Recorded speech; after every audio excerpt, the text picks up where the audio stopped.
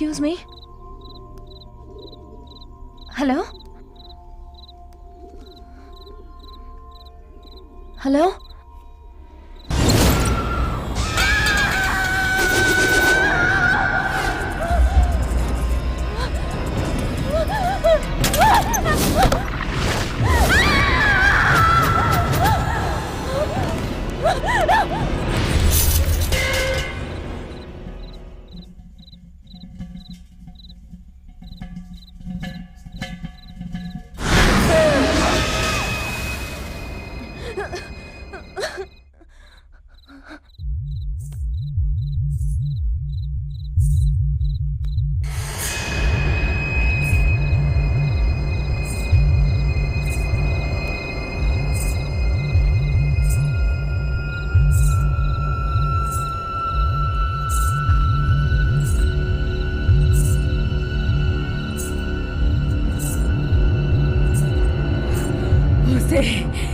నేను చెప్పేదాకా నిన్నెక్కడికి కదలద్దన్నాను కదే. ఎక్కడికి తప్పించుకోవాలనుకుంటున్నావు? నా ఆనంద్కి నచ్చింది ఏదైనా ఎవరైనా వేరే ఎవ్వరికి నేను దక్కనివ్వను. ఆనందు, ఒరే పెద్దాడా, చిన్నాడు ఎక్కడికి పోయాడురా? ఆనందు, ఒరే ఆనందు, ఎక్కడ తెచ్చావురా?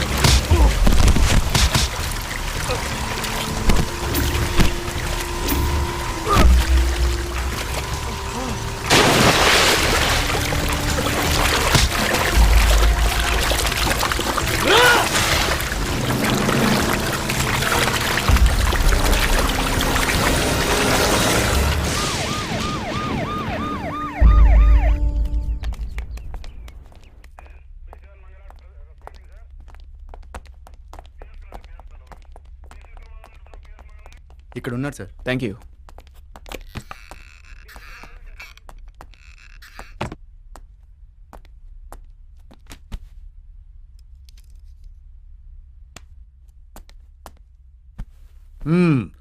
అతను ఏమైనా చెప్పాడా?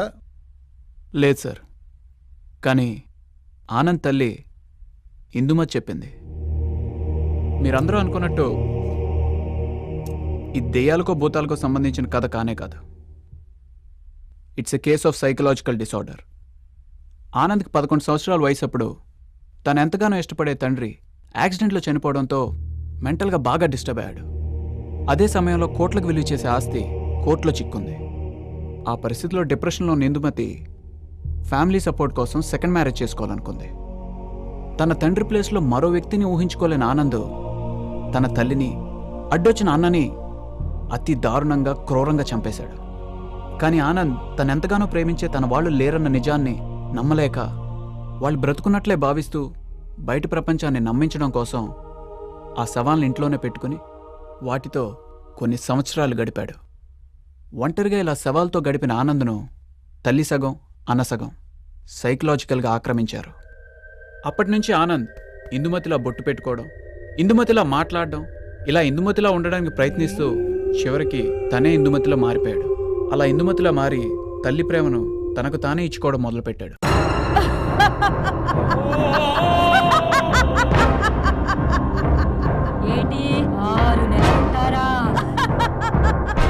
ఇప్పుడు ఈ మర్డర్స్ అని జరగటానికి మెయిన్ రీజన్ నువ్వే. Oh my God. జీవితంలో అమ్మని అన్నను ప్రేమించడం తప్ప వేరే ప్రపంచం తెలియని ఆనంద్ మొట్టమొదటిసారిగా ఈ అమ్మాయిని చూసి ఇష్టపడ్డాడు. ఓకే, తీసుకొచ్చేస్తాను. Excuse me. ఏంటండి? థ్యాంక్ యూ అండి. ఆమె చూపించిన జాలిని ప్రేమనుకున్నాడు. తన ప్రేమను చెప్పాలని ఆనంద్ తిరిగి వచ్చాడు. హే రైట్. బాయ్ ఫ్రెండ్తో క్లోజ్గా మూవ్ అవుతున్న ఆమెను చూసి చాలా డిస్టర్బ్ అయ్యాడు. అమ్మా,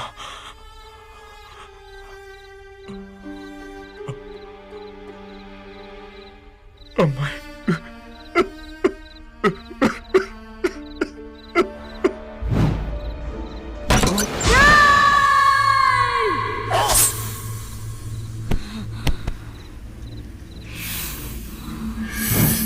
రాజ్.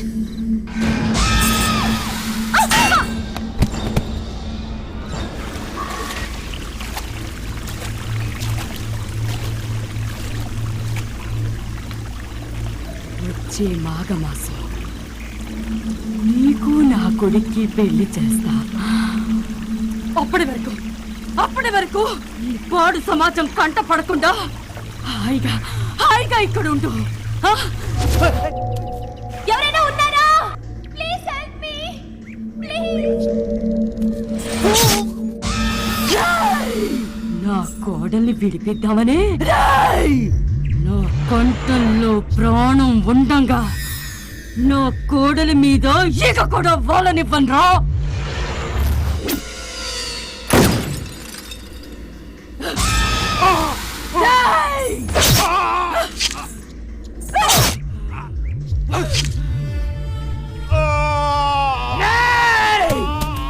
చూస్తా అని ఈ ఇందుమతిని చూసేదాకా వదలలేదు కదరా. నా కాబోయే కోడలు ఫోటో పట్టుకుని మరీ ఎంక్వైరీ చేస్తావురా నువ్వు. ఎందుకురా ఎవరు మమ్మల్ని ప్రశాంతంగా ఉండేవరు? ఇదేంటి చందుగాడు కాకి ఇక్కడ వాలింది? బ్యాగా ఈ బ్యాగ్ మన ఇంట్లోకి ఎలా వచ్చిందిరా?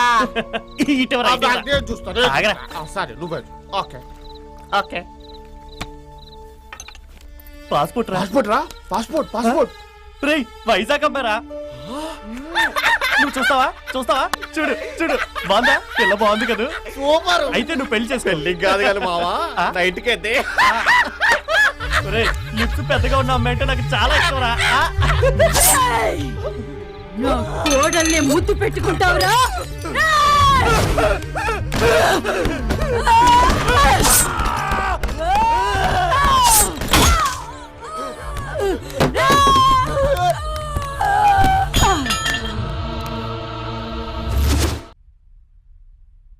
ఇంత జరుగుతున్నా ఈ మర్డర్స్ అన్ని తనే చేస్తున్నానన్న విషయం ఆనంద్కి తెలీదు. మరి నా 2 కోట్లు? అతనికి తను అవమానించిన మనుషులెక్కే కానీ నోట్ల కట్టలో పేపర్ ముక్కలో కాదు. ఆ సవాల్తో పాటు డబ్బును కూడా దుర్గం చెరువులో పడేశాడు.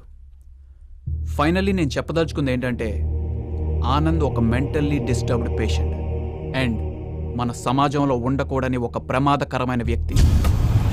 Thank you. Okay, Vizag beach road లో సీరియల్ మర్డర్స్ దొరుకుతున్నాయట. మళ్ళీ గెటప్ చేంజ్ చేయాలా సార్? సరే, ఆ. ఈ అమ్మాయిని ఏం చేద్దాం? ఈ అమ్మాయిని పర్సనల్గా నేను ఇంట్రాగేట్ చేస్తాను. పదండి. Thank you sir. వెల్కమ్.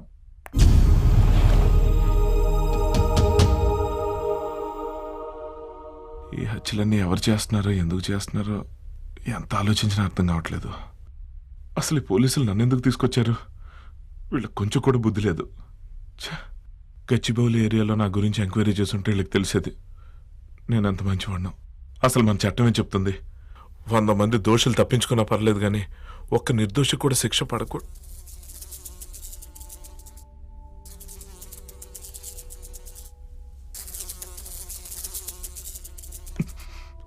తమ్ముడు ఆగు. పోలీసులు సీక్రెట్ కెమెరాలోంచి నిన్ను చూస్తూ ఉంటారు. ఈ దోమని చంపకుండా వదిలేసావనుకో వాళ్ళకి తెలుస్తుంది నీ గురించి. పాపం దోమ కూడా హాని తలపెట్టవని వాళ్ళు బాగా ఫీల్ అయ్యి నిన్ను వదిలేస్తారు. అప్పుడు హాయిగా ఇంటికొచ్చి మాతో హ్యాపీగా ఉండొచ్చు. తుమ్మ చంపేస్తుంది.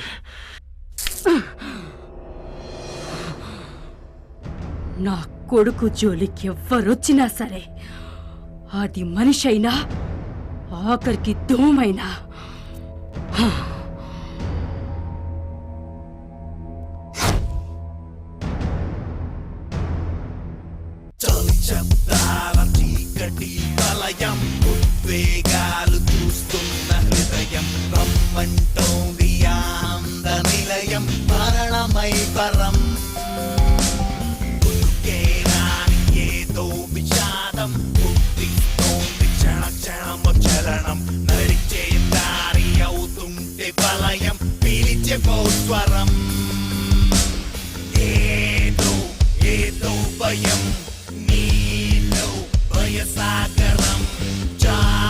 సన్నజాజి పక్క మీద సంకురాత్రి, మొగుడు పెళ్ళాలుగా మొదటి రాత్రి, పెదవులు అడిగిన రుచి రాత్రి, కౌగిలి అడిగిన కసి రాత్రి, కవ్విస్తున్నది చలి రాత్రి, కవ్విస్తున్నది చలి రాత్రి. సన్నజాజి పక్క మీద సంకురాత్రి.